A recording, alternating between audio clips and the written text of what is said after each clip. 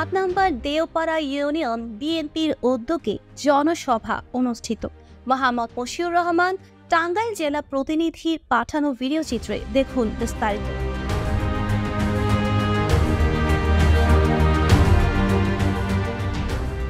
টাঙ্গাইলের ঘাটাইল উপজেলাধীন ৮ নম্বর দেওপাড়া ইউনিয়ন বিএনপির উদ্যোগে জনসভা অনুষ্ঠিত হয়েছে। ৮ নম্বর দেওপাড়া ইউনিয়ন বিএনপির সভাপতি মোহাম্মদ শুকুর মাহমুদ সাহেবের সভাপতিত্বে ২৮ সেপ্টেম্বর শনিবার দেওপাড়া গণ উচ্চ বিদ্যালয় মাঠে বিকেলে এই অনুষ্ঠান পরিচালিত হয়। এই সময় প্রধান অতিথি হিসেবে উপস্থিত ছিলেন জাতীয় নির্বাহী কমিটি বিএনপির সদস্য অ্যাডভোকেট এস.এম. ওবায়দুল হক আসিফ। প্রধান বক্তা ছিলেন টাঙ্গাইল জেলা বিএনপির সাধারণ সম্পাদক অ্যাডভোকেট ফরহাদ ইকবাল।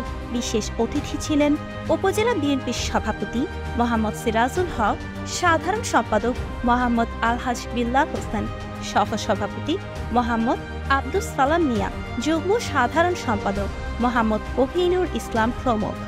সঞ্চালনায় ছিলেন ৮ নম্বর দেওপাড়া ইউনিয়ন বিএনপির সাধারণ সম্পাদক মোহাম্মদ তাজুল ইসলাম তালুকদার। এছাড়া আরও বিভিন্ন অঙ্গ সংগঠনের নেতৃবৃন্দ এই সময় উপস্থিত ছিলেন।